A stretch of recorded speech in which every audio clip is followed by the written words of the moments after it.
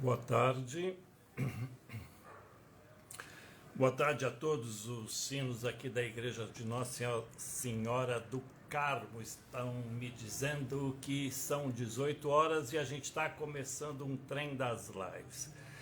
Boa noite, Flávio. Boa noite, Diana Veneziano. Que saudade de você, querida. Boa noite. Prazer imenso saber que você está aqui com a gente. Beijo, beijo. Hoje o Trem das Lives vai conversar com o Edgar Campos e a Lídia Engelberg, amigos de muito tempo. Boa noite, Gilberto. Olha, Diana, boa noite. Que saudade, Diana. Bom saber que você está aqui. Já sei o Edgar e a Lídia. Ei! Boa tarde. Tudo bom? Salve. Bom. Lídia e Edgar, a Diana está aqui. A moça do conceito. Salve, Diana. Ela está dizendo que está sempre conosco. Fernando Brenner está aqui também. Obrigado pela presença. Edgar, é uma honra. Lídia, é uma honra vocês estarem aqui conosco. Eu estou aqui só acertando os detalhes para a gente conversar. E eu quero dizer para todos que o Trem das Lives é uma iniciativa do Fernando Brenner e minha, Valdo Presidente. Nós conversamos prioritariamente com pessoas ligadas ao universo cultural, ao universo artístico, e logo em seguida o vídeo, né, resultado desse encontro de amigos, né, vai ficar aqui no IGTV do Trem das Lives e no YouTube também do Trem das Lives. Já são 91 vídeos, né, lá disponíveis para todos vocês. É só seguir o Trem das Lives, marcar lá o sininho e a gente vai começar a conversando. E aí, como é que vocês estão? Lídia, saudade, eu falei muito com o Edgar esses dias, vou começar com você, óbvio, sempre as meninas primeiro. Como é que você está, querida? Delícia estar aqui, né, Valdo? Assim, depois de tanto tempo, a gente junto aqui, então é um prazer, assim. E você, muito feliz. Eu também estou feliz demais. Hoje eu estava vendo uma foto, aquela foto nossa, já tenho 5, 6 anos, né? Que nós, uma foto que eu publiquei, aliás, eu peguei a foto do álbum da Diana, né? Da foto que estamos dos 4. Diana, me perdoe, mas é porque eu queria chamar atenção para os nossos convidados. E aí, Dega, como é que você está? Estamos tocando. Estamos tocando. Aí nos intervalos eu vou bordando um pouquinho, mas assim, estamos caminhando. A gente vai falar de bordado daqui a pouco, porque esse povo de teatro é meio doido, né? Aí de repente resolve fazer sabe lá Deus o quê. No Trem das Lives, a gente procura fazer, nessa primeira fase, que eu e o Fernando estamos já quase um ano nela, nós estamos apresentando o que nós chamamos de passageiros do Trem das Lives, né? O Márcio está aí conosco, Valceni, Simone, Rodrigo, boa noite para todos. Nós, né, apresentamos então os nossos convidados, falamos um pouco sobre a vida deles, né, sobre o trabalho atual e sobre alguns aspectos da vida, né? E eu vou começar então com a Lídia, né? Lídia, vamos lá. Antes do Antunes Filho, como é que surgiu a arte na sua vida? Como é que você se orientou? Como é que surgiu a vontade de ser atriz? Vamos recordar. Tá.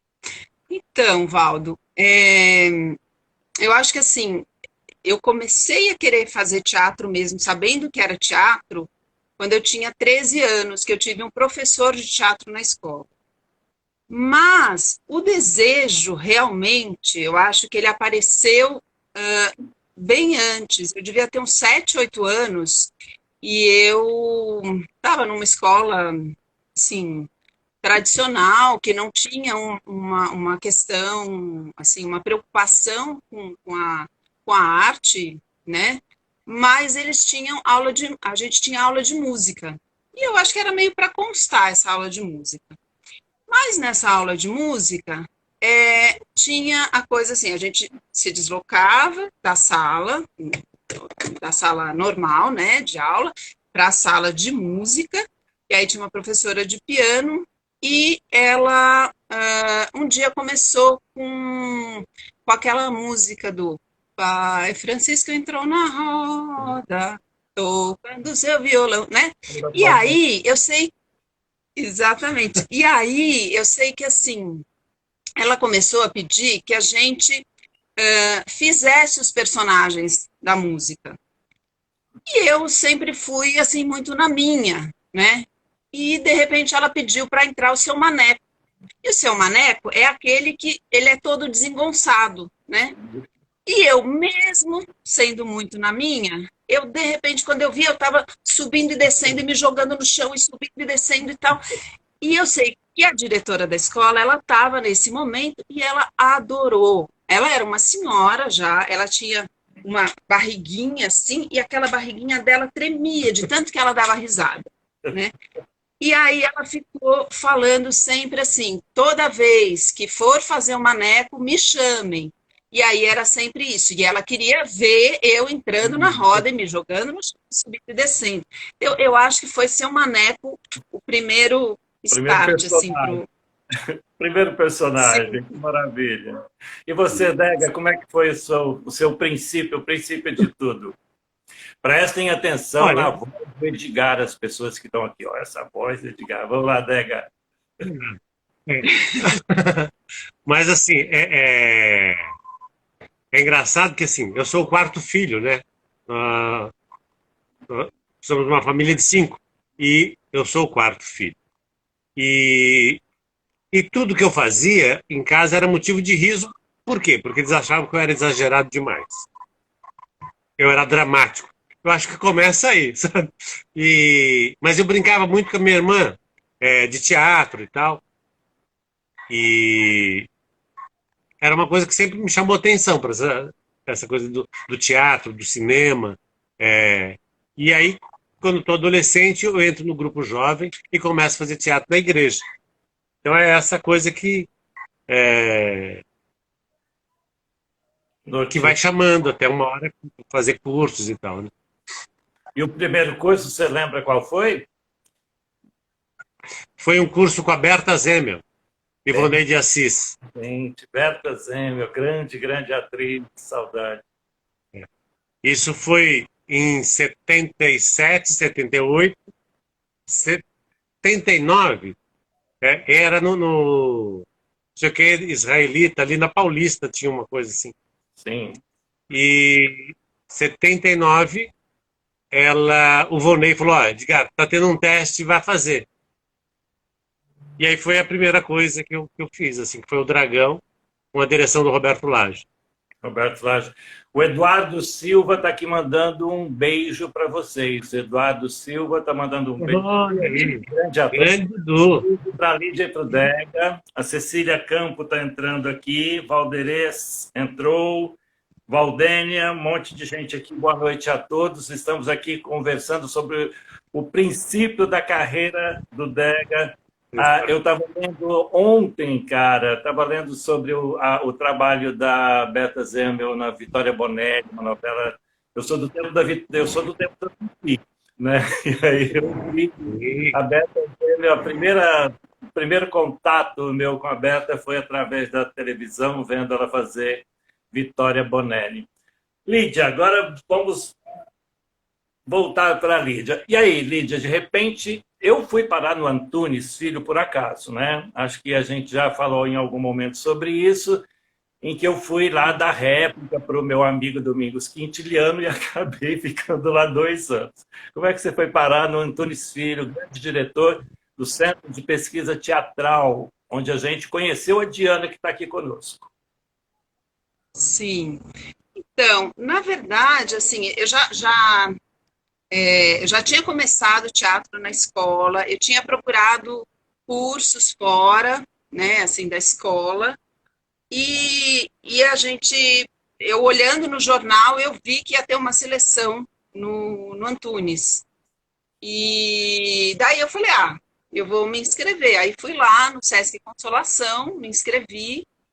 E então foi assim, porque isso já estava, né? Eu já estava procurando, e então a hora que eu vi, eu falei, não, eu quero ir, e não foi por um acaso, não, foi querendo mesmo. Você lembra a cena de qual peça você fez?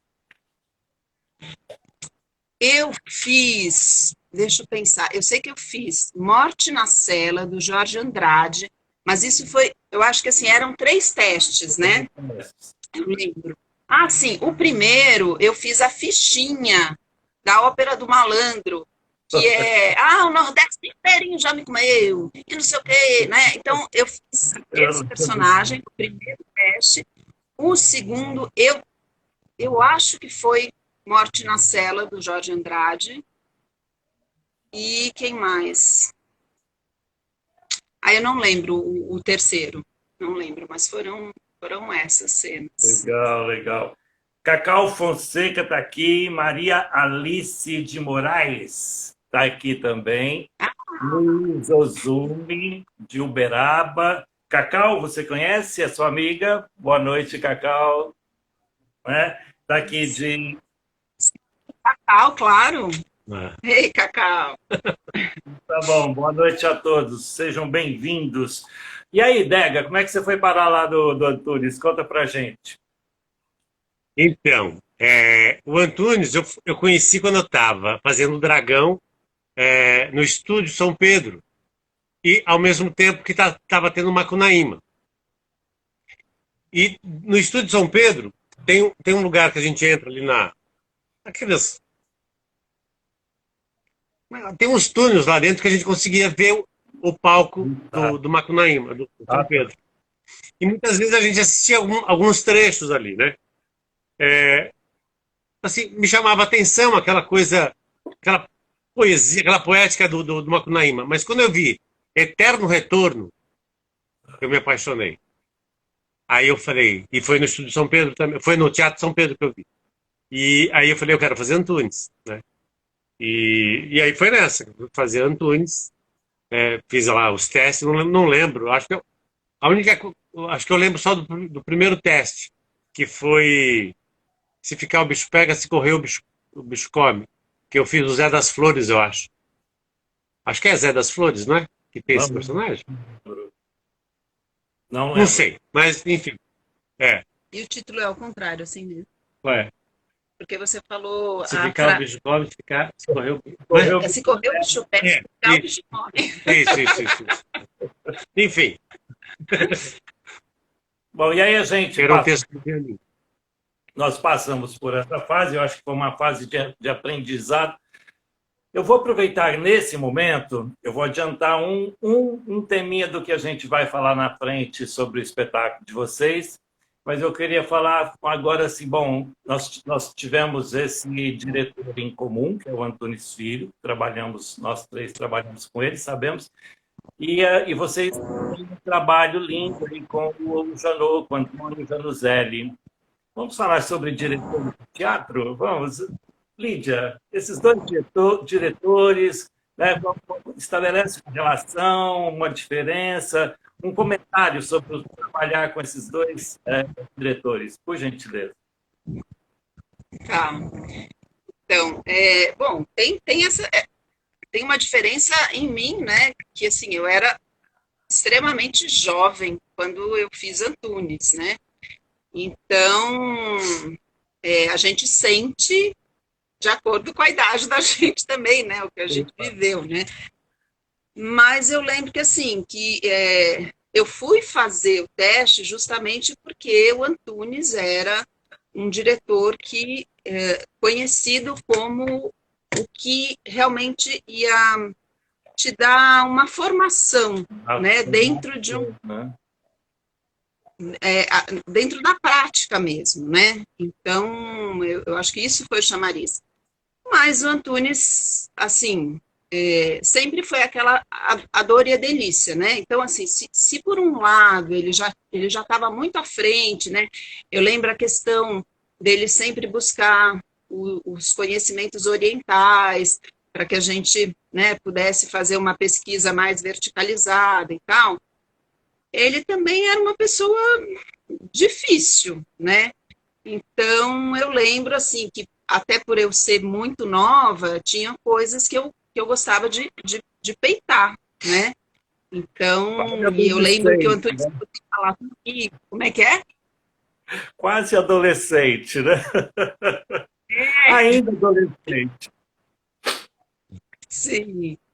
E então, eu acho que é isso, assim, o Antunes tinha uma coisa muito boa que estava diante do tempo dele, mas ao mesmo tempo ele tinha características pessoais que eram difíceis da gente lidar, né?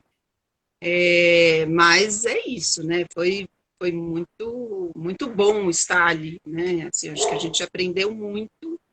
E eu também só tenho essa ideia de que ele estava muito adiante agora, né? Assim, né? Depois que os anos passaram, porque na época eu falava assim, gente, que maluquice é essa, né? Porque o Antunes é difícil, né? Mas eu sei que ele já tinha um caminho que, que foi muito bom para a gente. Acho que a gente pôde encarar o teatro como uma coisa mais mais vertical mesmo, de pesquisa a partir dali, né? E Janot é uma coisa, porque ele é uma pessoa. Janot, desculpa, Janot é como o pessoal chama o Antônio Januzeri, para quem não conhece, né? Tem muita gente, eu estou falando isso, Lídia, porque tem muita gente aqui de Uberaba, por exemplo, a Adriana Gabriela, que acabou de entrar, o Fernando Brengel está dizendo que o Antunes é genial, a Cacau mandou um beijo para vocês, tá bom? E quando a gente fala Janot, é o Antônio Januzeri. Vai lá, querida. Pode falar, a Cacau Então, manda beijos para ela também. Mandamos. Então, Janot é uma pessoa assim, né? Muito. Ele é um mestre mesmo. E ele faz um trabalho de. Sim, ele vai com toda a paciência do mundo, né? Chegando aos poucos na gente, né? E a gente nem vai percebendo que, de repente, ele está fazendo um trabalho assim de lapidação de cada um de nós. E assim, mas não é ele, né? Ele propõe todo um caminho em que você vai se descortinando, né? Então, ele tem um trabalho de limpeza do ator, mas não é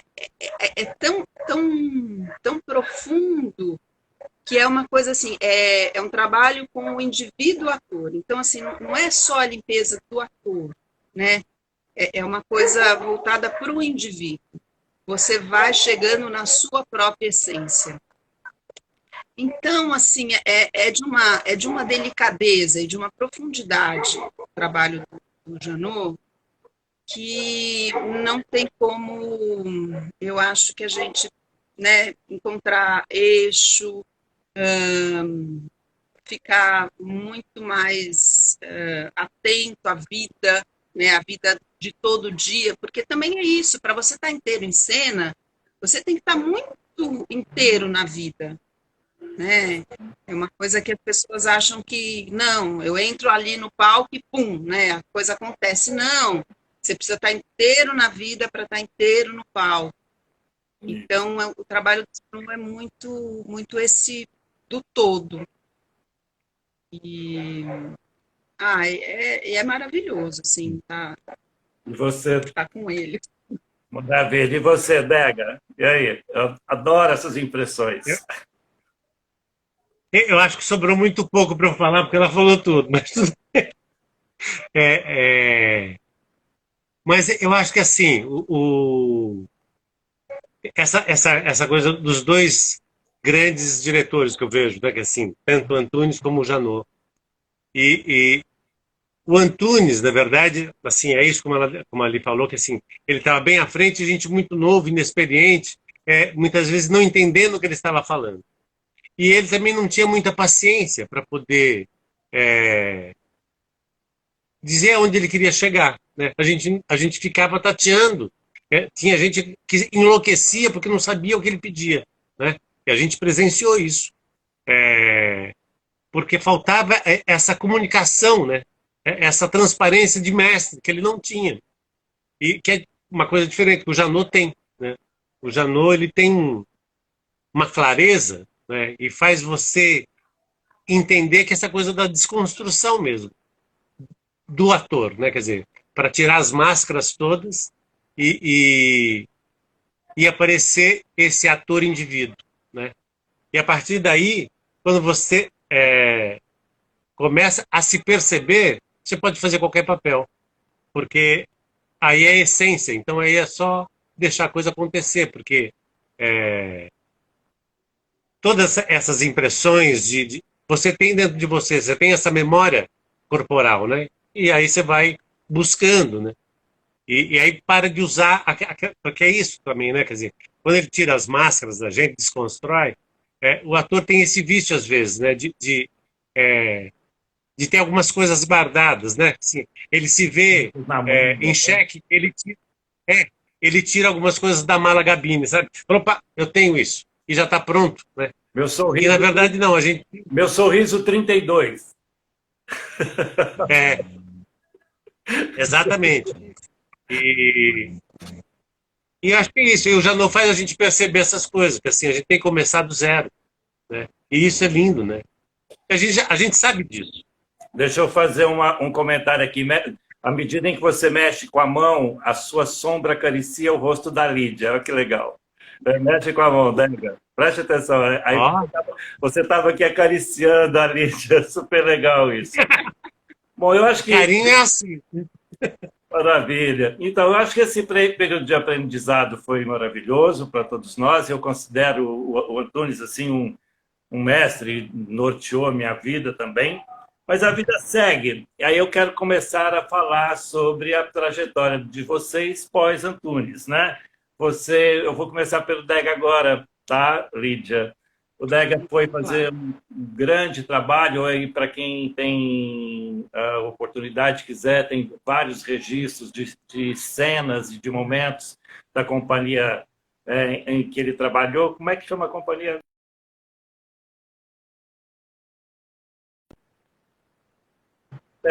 Companhia. Então, vamos falar sobre o seu trabalho, pós-Antunes, e seu trabalho na Fraternal? Sim.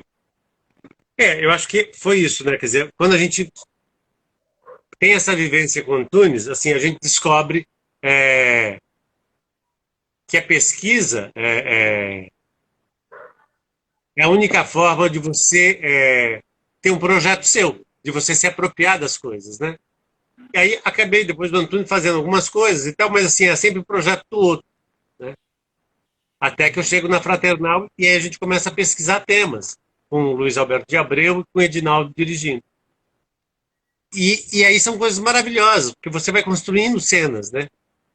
Aí, de repente, você vê um espetáculo pronto e você vê cenas que você que praticamente escreveu. Quer dizer, é evidente que teve o olhar do Abreu, o Abreu acaba dando todo o acabamento, mas assim, naquelas experiências, aqueles laboratórios todos que a gente ia fazendo, a gente ia propondo cena. Então você vê a sua criação ali, né? E aí você se apropria do trabalho, porque ele é seu, né? E aí é maravilhoso, né? Quer dizer, então, e essa coisa, né? Quer dizer, trabalhar com Abreu, ele desperta também essa vontade de escrever, né? Porque ele é um grande carpinteiro da palavra, né? O Abreu. E aí, assim, foi uma experiência maravilhosa também, né? Quer dizer, mas sempre dentro daquelas coisas grandes, né? E aí chegou uma hora que eu comecei a querer uma coisa menor. Mas isso é uma outra conversa. Eu queria que você lembrasse algum espetáculo, qual espetáculo que você mais que marca. O Eduardo está dizendo que é o máximo você acariciar como é que chama? A Lídia. E Eric está dizendo, admiro muito toda essa profundidade na interpretação. Os mestres, diretores que vocês trabalharam tiveram muita sorte com vocês também. Erickson Laboisière, acho que a pronúncia do nome, se não for, me desculpa. Ok? Estão mandando uns comentários aí para a gente. Espetáculo, Dega, né? Um espetáculo da Fraternal que você, assim, é esse, ou mais que um, sem problemas. Eu acho que, assim, na verdade, eu gosto de vários ali, mas, assim, dois particularmente assim, que abriram várias portas, né? O Alto da Paixão e da Alegria, a gente chegou aí para Portugal com ele, né? A gente abriu o festival de Curitiba com ele. E então, assim, foi um espetáculo que caminhou bastante. Agora, o Bora Andar me pega porque, assim, tem a história do meu pai lá, né? Assim, é esse homem que se pôs, sai da sua terra para construir uma outra coisa em busca de oportunidade, né? De onde veio seu pai? Bahia, Do Bahia. de Monte Santo. Ah, E então é isso, né? Quer dizer, assim, ele sai de toda uma coisa e vai parar em São Paulo e acaba construindo toda uma família lá, né? E isso a gente dizia isso, a gente falava desses homens que saem para tentar uma outra coisa, como se fosse para quebrar uma maldição e começar uma nova vida, né? Então, assim, é um carinho muito grande quando eu penso em Borandá. E eu brincava o tempo todo com Borandá, assim, para mim era uma delícia fazer, assim, era um prazer, né? Assim, eu estava o tempo todo flutuando, era só maravilha. delícia. Lídia, e agora você. Seu trabalho pós-Antunes, eu sei de algumas coisas que você fez, como é que... Conta pra gente. Então, eu fiz algumas peças, sim, mas o que eu mais fiz foi contar história, né? Eu voltei lá no princípio do teatro e trabalhei muito com história.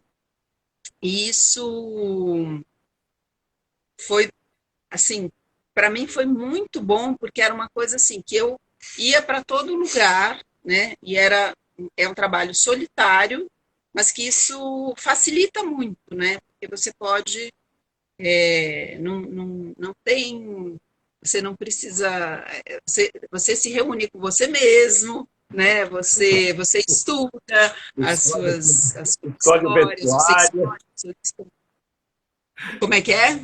escolhe o vestuário, a maquiagem, escolhe tudo. Sim, então, assim, isso foi muito bom. E eu trabalhei uma época com a educação de jovens e adultos, apresentando as histórias. E aí, assim, essa coisa, né, que o Edgar fala, do pessoal que sai, né, do Nordeste, vem para cá. Então, eram essas pessoas que eu encontrava na educação de jovens e adultos, que é normalmente o público, né, de educação de jovens e adultos. Então, são pessoas que têm um imaginário muito forte, porque eles trazem isso do Nordeste, né? Então, assim, era uma delícia contar as histórias, porque a partir das histórias que eu contava, eu levantava histórias deles, de vida. E muitas vezes, assim, uma pessoa estava sentada do lado da outra, eram conterrâneos, mas não sabiam. E a partir do momento que eu contava uma história e eles começavam a falar sobre essa história, né, uma outra versão, eles se descobriam, né? Maravilha. Então, foi um trabalho muito, muito gostoso também. Dentro desse processo de criação de histórias, você chegou a trabalhar, assim, contar a história de algum texto, de algum livro, ou as criações vinham mediante o seu próprio caminho? Né? Não, eu sempre trabalhei com histórias vindas dos livros mesmo, né? Então, eu trabalhava por exemplo, Matinta Pereira é uma que eu amo de paixão, né? E que faz muito sucesso com o pessoal que, que, que morou na roça, né? Porque a Matinta Pereira, ela é assim, parente do Saci, então ela tem toda a questão do fumo, de você, se você sai para caçar, você tem que colocar, oferecer fumo para ela, senão você não caça nada. E isso é muito vivo para eles, né? Quem vem do Nordeste tem isso muito, muito de verdade. E então, a Matinta Pereira tem uma, por exemplo, então essa é mais da gente aqui, né? Assim, mas tem uma história também da Grécia Antiga, que é a Aracne, que era sempre o meio que abria as histórias, né? Então, a Aracne enfrentando a deusa Atena e, né, numa competição de tapeçarias e tal, e dali, por conta da Aracne ter sido superior à deusa, ela é transformada na primeira aranha da Terra. É uma maldição da deusa Atena por Aracne ter desafiado a deusa, né? Então essa era uma outra história. Então eu pescava histórias de várias épocas e lugares e ia compondo o repertório. E tem alguns do Câmara Cascudo também, que eu trabalhei. Tem tinha uma história do Vanzolini, que é o Problema da Habitação, que também é maravilhoso. Também era uma coisa que chegava. Se não me engano, hoje é dia do folclore, qualquer coisa que o valha, não é isso? Acho que é hoje. Sim. Só uma coisa agora bem pessoal. Lídia, você contou essas histórias para os seus filhos, para os seus netos. A Lídia, essa mocinha linda aí, novinha, tem netos. Né? Você contou essas histórias para os filhos e para os netos, Lídia? Algum momento de contar? Assim, agora, histórias de vovó Lídia. Olha que legal, Dega. Então, na verdade, assim, para os filhos, eu não contei essas histórias, não. Isso eu fui descobrir um pouco mais tarde, né? Eu tive Maria e Gael muito cedo, e ainda não tinha despertado a questão das histórias. Mas para os meninos, para os netos, sim. Né? Até é uma coisa assim, a gente tem 3 netos, né? O Theo, Davi e Bento, e eles escutaram, principalmente Theo e Davi escutaram muito. O Bento escutou, mas ele era muito pequeno. E é uma coisa que eu falei esses dias para a Maria, eu falei assim, olha, faz muito tempo que eu não conto histórias para eles, eu preciso contar para o Bento, porque senão ele não vai saber, né, disso. Então, eu não sei, eu me lembrei agora, ao perguntar isso para você, eu estava conversando outro dia, uma entrevista aí com o pessoal, e sobre o meu processo de escrita e de onde vêm as histórias. As primeiras histórias vêm do meu avô materno, né, que contava essas histórias de assombrações, mula sem cabeça, de uma vizinha também da minha mãe, Dona Antônia, que contavam histórias e eu era bastante suscetível, eu ficava com medo, a mamãe ficava irritada com ela, porque ela percebia, ela percebia assim, que ela fazia sucesso em contando as histórias, né? Aquela coisa toda. Mas eu acho isso maravilhoso e eu acho fundamental, né? Quer dizer, a gente começando a conversar, você me falou no processo de uma professora lá atrás, né, e a contação de histórias. Eu acho que esses 2 eixos, né, a escola e a família, são fundamentais no desenvolvimento dessa situação, não é? Sim, sim. E eu acho também tem uma outra coisa que foi muito importante para mim no processo de contar histórias, né? Porque de repente eu resolvi contar histórias, mas a minha avó tinha um sítio, isso, o que você falou me lembrou desse pedaço da minha história, né? Minha avó tinha um sítio onde eu passei a minha infância, todas as férias, a gente ia para lá. E o pessoal da região contava muita história de assombração. E era esse negócio, eu morria de medo, ainda mais porque era uma época que, assim, quando você ia dormir, apagavam as luzes da casa e não tinha nenhuma luz que entrava pela fresta, porque era tudo escuro mesmo, era meio do mato. E eu lembro que, assim, a gente dormia ou na cama da minha avó, porque meu avô já tinha morrido, ou na cama do lado, ou na cama com a minha mãe, porque meu pai também só ia no final de semana. Então, quando eu escutava história de terror, né, essas histórias de assombração, e eu tinha que dormir na cama do lado, porque a gente fazia revezamento, aí era terrível, porque, nossa, meu Deus, por mais que eu abrisse o olho, mais escuro ficava, e todas as imagens vinham muito fortes, né? Então, assim, eu acho que a Matilda também é uma preferida minha, porque ela tem essa coisa da assombração, né? Não, e você, eu não sei você, mas eu fui o caçula até os 20 e poucos anos. Eu fui caçula, o que significa que as minhas irmãs, principalmente a Valderez, que está aqui nos vendo, vinha me assombrar depois. Eu deitado lá no escuro que você falou, e ela não lembra, mas eu me lembro.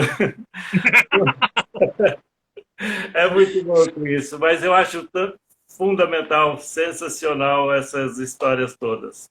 Gente, vamos em frente. Agora eu quero começar a conversar sobre andar vaga luz. Vamos lá? Como é que... Bom, primeiro, Dega, então vamos lá um pouquinho você agora. Como é que chegou, como é que foi esse processo, como vocês conheceram o Janot e até chegar a esse processo da criação desse trabalho? Vagaluz é uma peça de teatro, está em cartaz, o Edgar e a Lídia estão trabalhando com essa peça, né? Estreou há algum tempo no Instituto Cultural Itaú, já passou pelo Sesc, e se Deus quiser e se, né, a vida permitir, a gente vai seguir em frente, certo? Vamos lá, Dega, vamos falar sobre Vagaluz. O Instituto Cultural Itaú, na verdade, não foi uma estreia, foi um ensaio aberto, né? Porque a estreia mesmo foi no Sesc Pompeia. Mas então, assim, como é que começa essa coisa? O Janot, ele acompanhava o trabalho da Fraternal. E ele sempre ia falar com os atores, né? E lembro que ele falava, a gente precisa trabalhar junto. Uma hora vamos trabalhar, né? E passou 20 anos. Eu encontro ele como ele é professor da ECA e também foi da EAD, né? E estava orientando alguns alunos. E aí ele tinha um projeto na FAPESP. E ele foi assinar o termo de outorga lá. E aí, quando eu vi o Janot, ele também me viu, e falou, mas o que você está fazendo aqui? Eu falei, não, trabalho aqui e tal, não sei o quê. E a gente ficou conversando. Eu falei, olha, uma vez você falou que queria trabalhar junto, eu estou afim. Ele falou, então, vamos pensar nisso e vamos pensar em alguma coisa. Mas o tempo passou também, né? A gente foi viajar, né? E aí, assim, a gente viu umas coisas pequenas que falaram, gente, é isso que eu quero fazer, né? Nessas viagens que a gente foi lá para fora. E que era uma coisa assim, que não precisava de muita gente para assistir, não precisava de muito espaço. E isso começou a me atrair muito, assim, né? Quer dizer, eu falei, gente, eu quero fazer isso, eu quero poder saber que eu estou tocando ali na pessoa, né? E aquela coisa que a gente fazia com a Fraternal, que era tão grande, era tudo distante, né? Porque assim, é o palco italiano, depois a gente foi para o caminhão, aí ficou mais distante do público ainda. Então, assim, a gente começa. Aí eu ligo para o Janot, demorou para ele dar o retorno, aí deu esse retorno, e ele falou: vamos marcar então uma reunião, aí uma conversa, né? E aí ele já. Eu acabei apresentando ali uma vez Frente ao Sérgio Cardoso. Em frente ao Sérgio Cardoso. Ali não conhecia ele, e aí eu apresento, e eu já notei uma coisa de que para a pessoa estar ali com ele, ele pega na mão, aperta e fica segurando e não larga. Até a pessoa soltar e aí se estabelecer alguma coisa ali. Sabe? É muito louco. Ele faz isso até para a pessoa meio que lembrar dela mesma, assim, né? Para aterrar e fazer o contato, né? E eu lembro que ficaram mais de 5 minutos. Estava a Miriam, que é a mulher dele, do lado, e eu aqui esperando, porque eu já conhecia essa coisa dele. Falei, bom, isso vai longe. E aí, E os dois lá. E desculpa, Dega, eu quero. Depois você volta, eu quero que a Lídia fale sobre esse aperto de mão. A Lídia aí. Então, foi muito engraçado, assim, porque te pega de surpresa, né? Assim, porque você dá a mão e aí você espera que a pessoa. É rápido, né? E aí, de repente, ele ficou, e aí eu fiquei. E aí nós ficamos, e ficamos, e ficamos, e ficamos. E aí, de vez em quando, ele olhava assim, né, para o Edgar, para ver se eu ia continuar mesmo. E aí, aos poucos, eu acho que nós dois, né, a gente foi aterrando, mas foi muito especial, assim. Logo de cara, eu já falei, quem é esse homem, né? Porque assim, era uma coisa, assim, era muito inusitado, né? E eu acho que daí lá na frente, né, quando a gente se encontra de novo, é engraçado, é um sentimento que conecta, né, com aquele primeiro instante que você viu a pessoa. E foram muitos anos depois, né? foi. Mas ali, assim, ficou muito, muito forte mesmo, assim, a presença do Janot. Então vamos lá, Edgar, e aí? Vamos lá. Bom, se a gente se encontrar com o Janot, a gente já sabe. Bora pegar a mão. É verdade. Aí, Dega. E, né, e aí, assim, na verdade, a gente foi procurou o Janot porque queria fazer uma coisa, eu e ela só, e uma coisa menor e tal. E o Janot tem muito aquilo, assim, ele começa a trabalhar com os atores, não necessariamente vai virar alguma coisa, né? Porque o que ele gosta, eu falei, eu gosto dos atores. O teatro é uma outra coisa, ele quer ver o processo do ator, né? E essa coisa toda, esse caminho que a gente tem que fazer para poder, né? Isso que é maravilhoso. E a gente chegou com uma questão querendo falar do luto, porque a gente tinha passado por algumas perdas, né? E as crianças, os netos, os dois, né, o Theo e o Davi, estavam com essas questões. E pouco se falava disso, existia um silêncio. E aí a gente quis, então, falar dessas perdas, né? Do luto e tal. E a gente vai pegar Guy de Maupassant, pega 2 contos dele, a gente meio que prepara tudo, era só para o Janot dar uma olhada. Ele olha, não fala nada, mas a gente sabe que ele não. Bom, mas aí qual é o teatro dos prazeres, aquilo que você quer fazer? Dos desejos. Dos desejos. Né? Teatro dos desejos. E aí a gente começa a fazer uma busca interior mesmo, né? De falar de perdas, a gente vai. Ele faz a gente entrar em luto. E ele também. A gente vai para um processo que nós entramos em luto para depois a gente começar a falar daquilo que não se pode perder, que é a memória, e aí a gente vai buscar as nossas histórias e as histórias dos outros. Né? Isso tudo assim, num processo 4 anos, né? 5 anos. A gente não tinha uma pressa para apresentar qualquer coisa, assim. Isso é maravilhoso. Era uma busca da gente. Isso é maravilhoso, né? Sem a pressão do resultado, né? Porque o resultado é processo, né? Exatamente. Contínuo. E foi isso, assim, né? Quer dizer, e a gente vai entendendo já né? Quer dizer, assim, no começo a gente tinha uma pressa e de repente a gente viu que não é. Pera, falei, mas o que está acontecendo com a gente? E a gente começa a entrar em contato com a gente mesmo, né? Que é esse processo que ele faz, né? E pode falar. Não, é que assim, eu acho que tem essa coisa que a gente foi do luto para a memória, né? Porque é aquilo que a gente não pode perder, né? Mas também porque o Janot tem um trabalho voltado para o indivíduo, que é assim, para ele lembrar-se de si mesmo. Então, também, esse caminho do lembrar-se de si mesmo nos levou às memórias. Aí também teve a questão da minha mãe, que tem Alzheimer, né? Então, isso ficou muito forte também no nosso processo, né? Porque é uma coisa difícil da gente lidar, né? Porque é uma perda, né? De desconstrução da personalidade que você conhece como mãe, né? Então, isso... E da própria imagem que a gente vai formando e vai fixando, né? Eu percebo, por exemplo, como já infelizmente, perdi meus pais, nos meus sonhos, eles vêm com aspectos absolutamente distintos, de épocas distintas, ou seja, são memórias ali preservadas, né? E quando a gente deixa... Eu acho que aí a gente tem uma cultura, eu tenho pensado muito ultimamente sobre a questão da morte, quando a gente evita falar sobre perdas, sobre certas circunstâncias, a gente corre o risco do não cultivo daquilo que é bom e que nos foi dado por essas pessoas ou por essas situações. E aí o espetáculo, vamos... né, como vocês chegaram assim, bom, agora a gente tem algo para apresentar. E aí, Lídia? Ou Edgar, fiquem à vontade. Agora é bate-bola. Tá.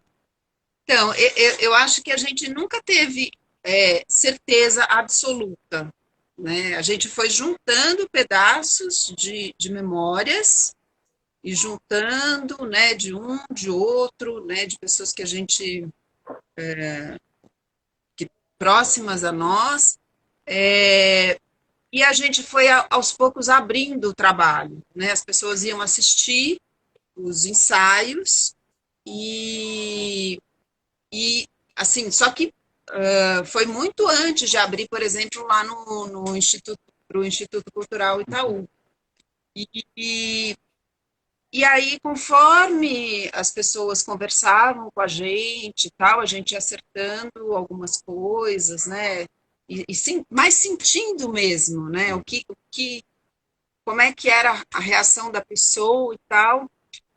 Mas foi uma coisa que a gente abriu, mas a gente não tinha certeza absoluta, né? A gente acho que duvidou durante um bom tempo. Né? A gente começa a abrir os ensaios para ver como é que isso conversava com quem estava vendo, né? Porque para a gente tocava muito, né? Quer dizer, assim, tinha tanto sentido tudo aquilo, né? E de repente a gente vê que a gente começa a tocar, né? E aquilo vai dando um negócio, fala, meu Deus, a gente está conversando, a gente está se comunicando, né? Quer dizer, está acontecendo alguma coisa ali. E aí, mas assim, né? E nunca falava de falar, então vamos tentar. Aí até falei, a gente se inscreveu num projeto e tal. Aí o Janot falou assim, não, vamos chamar alguém do SESC para assistir. Sim. E aí que começa toda esse processo. Essa coisa. Maravilha. Eu não vejo... eu concordo com vocês, assim, tá em processo, mas eu também ouso afirmar que tá muito bom de se ver, né? A gente sai de lá conversando um monte de coisas. Eu me lembro de ter voltado para casa e ficar horas conversando sobre situações despertadas, né, dentro dessa circunstância. É esse tipo de retorno que vocês têm mais quando conversam com as pessoas, daquilo que vocês estão provocando de lembranças nas pessoas? Sim, e é curioso, porque assim, no começo, né, a gente achava que a gente tocava só pessoas mais velhas, assim, né, assim, que tivessem já, sei lá, uns 40, 50 anos, mas a gente teve público muito jovem indo assistir, e assim, foi maravilhoso, porque as pessoas, assim, conseguiram, independente de serem muito novos, as histórias tocavam, né? Seja por conta da infância, ou seja por ver, né? Assim, tem um momento que tem uma cena do Alzheimer muito clara, assim, né? E aí, assim, pessoas falam, nossa, eu tenho uma pessoa nessas condições e eu fui muito, assim, a partir da cena, isso fazia com que a pessoa se voltasse para a própria história. Teve um rapaz, né, que ele começou a falar, né, a gente teve uma conversa uns 5 minutos depois do espetáculo, e aí ele começou a chorar, porque ele falou, eu vi minha avó ali, né, minha avó era isso mesmo que eu estava vendo em cena, né, e então, o quanto, na verdade, a memória, ela não tem idade, né, isso já está na gente Odega, muito cedo. legal. Eu acho que é isso. A memória. A gente é. Eu estou me lembrando de uma frase da Fernanda, né? Eu sou o que é a minha memória. Né? Como é que a gente vive sem isso? É fantástico. Colega, vocês fizeram apresentações presenciais e tiveram uma experiência online. Você quer falar como foi isso, essa coisa doida para a gente de teatro, de repente estar aqui, como nós estamos agora, com essa maquininha. Graças a Deus tem maquininha, né? É. Foi engraçado, porque assim, a gente, com essa pandemia, a gente se recolheu de fato, né? Mas a gente ficou o tempo todo conversando, tendo reuniões com o Janon online, desde um grupo de estudo que a gente tem, e esse processo, eu e ali e ele, né? De falando dessas coisas que é o nosso desejo de querer fazer e tal, coisas, né? Enfim. E então o tempo todo ele falava, a gente precisa fazer, usar essa ferramenta também. E às vezes eu falava assim, eu acho que eu vou esperar passar esse negócio, né? Porque me assustava um pouco, né? Porque eu achava que assim, que teatro, eu ainda acho, teatro é encontro, né? E a gente precisa desse olho no olho, né? Quer dizer assim, mas aí a gente descobre que dá para fazer alguma coisa diferente também, né? Que a gente pode, diante dessa dificuldade, a gente pode fazer uma coisa híbrida aí, né? Quer dizer, pode chegar numa coisa, quer dizer, é o que está acontecendo com o trabalho também, né? Quer dizer, as pessoas estão fazendo teletrabalho e o que um dia vai presencialmente, quer dizer, então eu acho que a gente está achando um jeito novo de usar essas ferramentas a favor da gente mesmo, daquilo que e para não parar de fazer, né? E aí, quando o Sesc convida a gente, eu falei, ai caramba, falei, vamos fazer, mas assim, me dá um frio na barriga. Aí vai ter 3 câmeras e tal, não pode, fique tranquilo, que todo mundo vai estar de avental, todo mundo equipado, só vocês vão, quando estiver no palco, vocês tiram as máscaras e tal, só vai estar vocês dois, se vocês estão o tempo todo juntos, não vai ter problema. Aí tá bom. E aí a gente, assim, mas só que teve uma equipe que era maravilhosa, assim, né? Porque assim, o ambiente de gravar, de vídeo, eu sempre acho que é um ambiente muito hostil, é uma coisa muito rápida, não sei o que, sabe? E esse pessoal estava ali pra gente. Então tinha uma paciência, uma coisa, sabe? E, e foi maravilhoso, assim. Eu adorei fazer, assim, e consegui quebrar esse bicho que me apavorava e não me apavora mais, não. Eu vou passar por isso na próxima terça-feira. A gente vai estar gravando um presente para Ramiro. Já estou assim, meio que perdendo o sono, sem saber como é que é. Reunião daqui, reunião de lá, ensaio, mais ensaio, mais ensaio. É uma doideira. Mas vamos lá.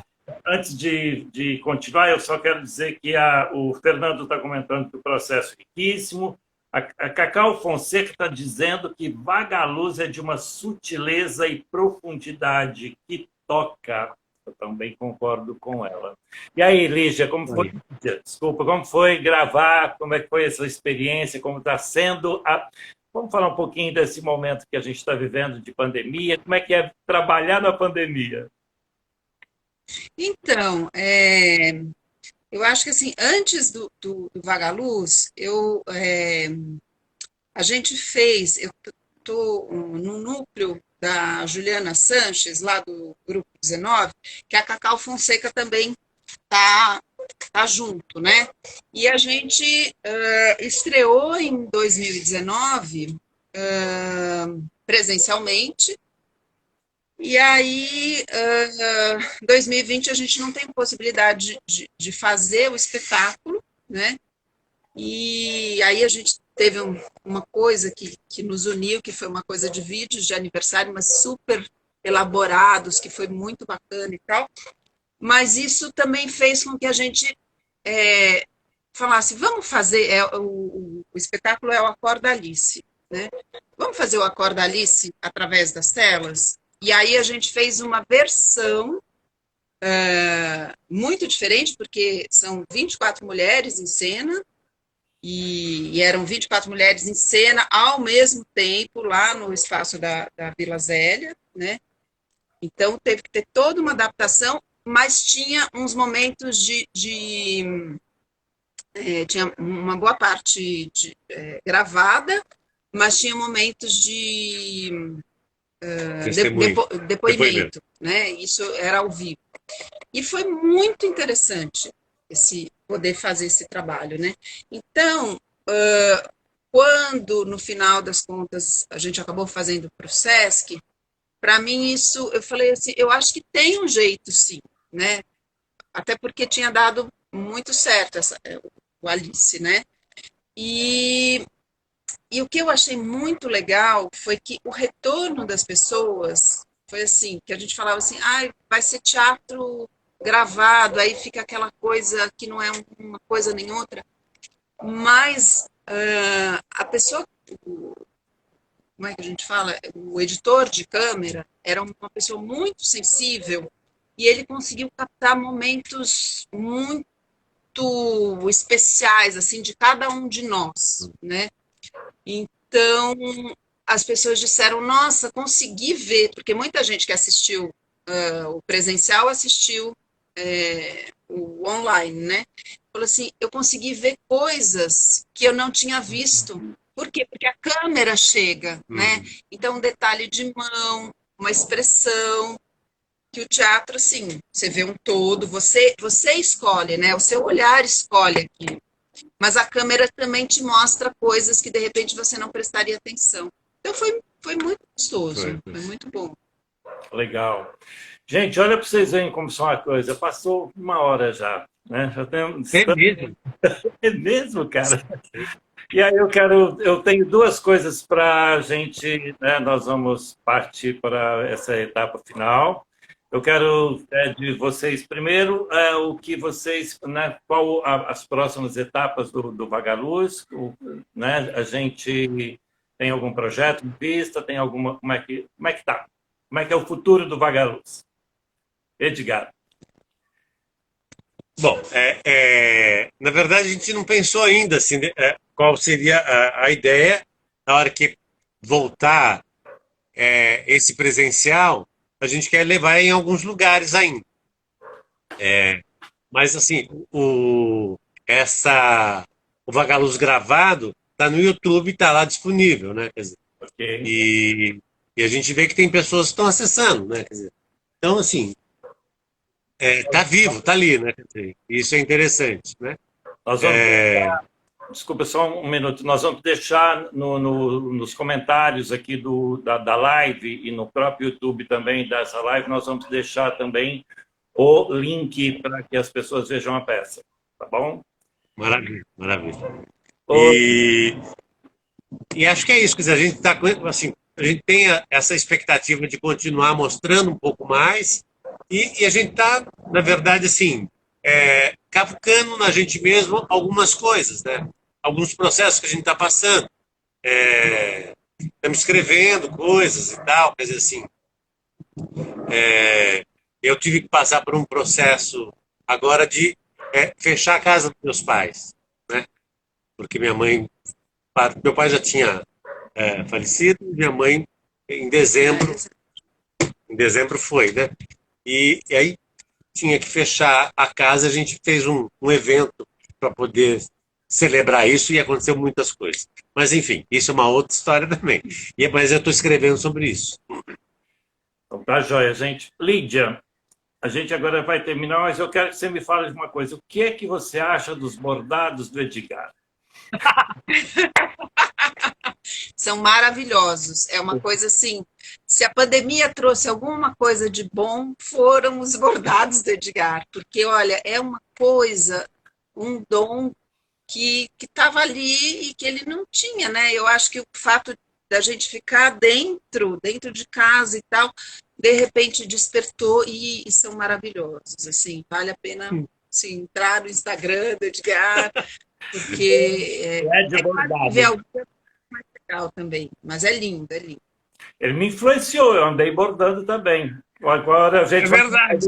a gente vai fazer uma reunião qualquer hora de troca de bordado, troca de pontos. Deve ter algum bordado aí para mostrar para gente, antes da gente falar tchau para o pessoal. Ixi, tá longe. Eu esqueci de pegar. Eu terminei um agora que chama Caminho. Mas Caminho. Você viu, né? Bordados no Instagram. Ok? É isso? Ed Bordados no Instagram, vocês vão ver lá as imagens maravilhosas. Queridos, foi uma honra, uma alegria imensa para mim estar com vocês, né? A gente tem essa amizade de 30 e lá vai pedrada. Maravilhoso encontrar com vocês. Eu vou deixar as palavras finais para vocês. Agora a gente vai fazer o contrário. Primeiro Dega e depois a gente termina com a Lídia, tá bom? Dega, as suas palavras, tá bom? Bom, gente, eu queria agradecer, né, a essa equipe do Trem das Lives, né, quer dizer, Valdo, Fernando Brengel. E deve ter mais que eu não conheço, mas assim, foi muito bom estar aqui, assim, né? E agradecer por esse espaço, né? Quer dizer, assim, por esse tempo para a gente poder conversar, a gente fala da gente, dos trabalhos e tal. É sempre bom. Agradeço a vocês, assim. Foi muito bom. Lídia. Também agradeço, Aldo. Olha, prazer enorme estar aqui junto com você depois de tanto tempo, né? Agradecer o Fernando também. E assim, é muito importante, né, nesse momento que a gente está vivendo no país, né, essa crise sanitária absurda, né, um desgoverno. Então, encontros como esses são, assim, fundamentais. Então, assim, parabéns pelo trabalho de vocês, do Trem das Lives, porque a gente tem que ter resistência, né? Eu acho que isso é fundamental. Então, parabéns para vocês. Obrigado. E muito obrigada. Obrigado pela presença dos dois. Eu acho assim, o Trem das Lives é esse momento em que a gente prefere fundamentalmente que as pessoas falem dos próprios trabalhos, sem cortes, sem pressa, mesmo a gente tendo esse limite de horário que nos impõe aí o aplicativo. Mas foi muito legal. Eu acho que deu para a gente conversar um pouco sobre o trabalho de vocês, sobre bastante para conhecer o processo da peça. Foi maravilhoso. Muito obrigado. Boa noite a todas as pessoas que estiveram aqui. Um abraço para Diana, um abraço para Cacau, Márcia, Vanessa, todo o pessoal que passou por aqui, que eu estou conseguindo ler aqui rapidamente. Quando eu abaixo o olho aqui, eu estou lendo os nomes, entendeu? O Eduardo deixou um beijo para vocês dois. Ele disse que não poderia ficar até o final, deixou um beijo. E a gente se encontra presencialmente, se Deus quiser. Beijos, queridos. Tchau, tchau. Bem. Até a próxima. Beijo. Obrigado. Beijo, Valdo. Tchau. Saindo. Tchau. É.